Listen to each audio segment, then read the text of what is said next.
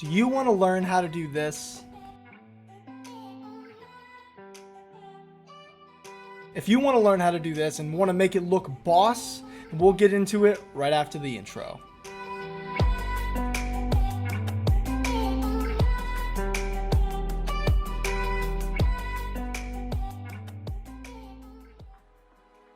Hello everybody, my name is Ninsky and welcome to Your Content Hub, where I help you make your content better. So what you saw in the intro was the cinematic black bars that were coming down, and there's an easy way to do it, and I'm going to show you how to do it, but there's also a way that makes it look even cooler, which is also what I did. I'll get into that right now, so here we go. And after you're in Premiere, what you're going to do is you're going to find your footage, you're going to drag your footage in. So I'm just finding some footage that's on my computer right now. I'm just going to do it and drag this in and put it on my timeline, drag it from here. You drag your clip from your file, you click and drag it and put it in your project folder right here. And then I went and drug it on the timeline. So now it's right here on the timeline. So now what I'm going to do is I'm just going to find the part real quick. I'm just going to cut off the audio, and I'm going to, for all intents and purposes, I'm going to find the part that I want to, about right here is where I want. So I'll trim this down, drag it over, and here we go. So this is the footage I'm going to use for this tutorial, and I'll end it right there. Zoom in on it real quick, and now here's the important part. So what you're going to want to do is you're going to want to add an adjustment layer, because you don't want to apply any effects directly to your clip, because if you need to export it to like After Effects or some other program, you don't want to have those effects on the clip. You want to have the raw footage. So the best way to do it is to add an adjustment layer. So if you look over here, right where your project folder should be, under the effects pane is where I work out of most of the time.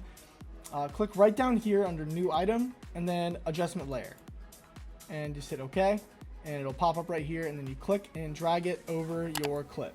And I'm going to make it fit to my clip. So now that I have my adjustment layer on here, what I'm going to do is I'm going to go up to this right side. I'm going to click effects, and I'm going to type in crop. And then this effect right here, I'm going to click, and I'm going to drag it, and I'm going to put it on top of the adjustment layer. Now after it's on top of the adjustment layer, you can see over here on the left hand side, you have crop that came in right here, and it should populate right here. So this is the thing that's going to make the cinematic bars come on. You got left, top, right, bottom, and etc., etc. So what you're going to want to do is the top is going to be like what crops from the top, and the bottom is going to be what crops from the bottom, as you can see. So now we have to add in keyframes. If you're not familiar with keyframes, I'll explain it in a later video, but essentially it's a frame that has an effect on it, and you can move from keyframe to keyframe. You can change the effects to make stuff like move and do what you want. So what I'm going to do is I'm going to click the little stopwatch right here by the top and by the bottom, and they created two keyframes, one right there and one right there. So now there's nothing on here, as you can see, but I'm going to play my video and just let it, so I'd say right there, I'm going to stop my video. That's where I want the cinematic bars to be in the frame as full as I want to have them. That's where it's going to end. So you can crop to whatever you want to crop. For this tutorial, I'll do 15%. So it'll come in right here at 15%. You can see that it made a new keyframe for the bottom, and I'm going to do the same thing for the top.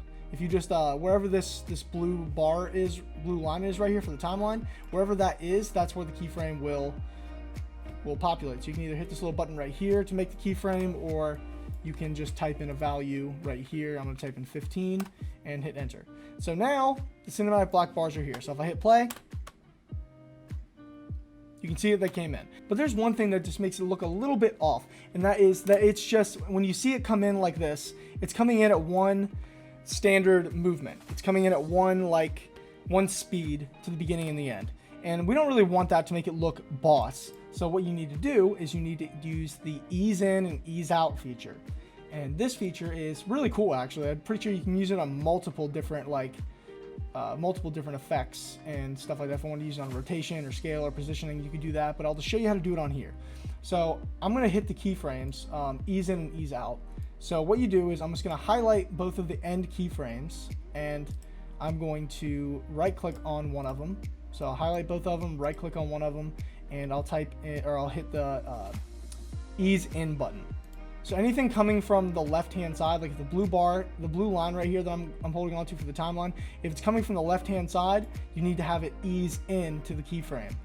I can explain it more in a later video, but essentially that's what it is. And then if you were to apply the effect somewhere else, it would be to ease out. So like, let me show you what this looks like first, eased in. See how it comes in a lot slower? That's exactly what you want. It like starts off fast and then it kind of slows down. And that makes it look really cinematic. Now to see the effect in more dramatic sense, I'll pull out where it's gonna end. Hit play. It's being really slow and really, it's like easing into it to make it look eased, like it's eased. But real quick, what I want to show you is I want to show you what it looks like if it is use the ease out feature. So I'll just make a couple other keyframes right here. I'll highlight these and I'll type in ease out. So now it's going to slowly start. Oh, I didn't change the values. So I'll change them to 0. And now it'll ease out. It'll go out slow. It won't go out at like one still value. Like for instance, if I make these linear again, look what this looks like. It just looks very sharp, and you don't want that to make something look cinematic. Hey guys, real quick, there's something I forgot to tell you. So I'm here in Premiere. I'm actually editing the video that you're watching right now. So the thing that I forgot to tell you was, if you go over here to the arrow right next to where it says top or bottom, or any of these for that matter, and you click on it and it'll bring up these two graphs. This top graph is the size of the black bars, and then the bottom is the velocity, how fast it goes. So for this to actually work, for you to actually use the graph, this first keyframe needs to be eased out, and this other keyframe needs to be eased in. And then this graph right here that says velocity, this is what you can change. The steeper that it is, the steeper that this curve is, the faster it goes. So you can see this is going kind of fast, and it slows down, and then it goes fast again. But if I wanted it to come in fast and then slow down, so as you can see here, if I'm just grabbing this velocity thing, you can grab either one of them. You can pull it out further, or mess around with it and get what you want. Make sure the velocity is in the positive right here. This number right here, make sure it's in the positive if you want it to all be in frame. So I might just pull this up here and pull this right here to make it go slow and then fast and then slow again. So as we hit this, we can just slow, fast, and then slow. Or if I pull this back here, maybe pull this out a little bit. Slow, fast, and then slow. And then, yeah. That's it right there. Hey guys, so I'm coming at you from a little later in the day. My footage corrupted, so here's my new outro. Make sure to hit that like button if you enjoyed the video, if you learned something. And also make sure to hit that subscribe button below. It'll help me out, and it'll also notify you when I upload my next video.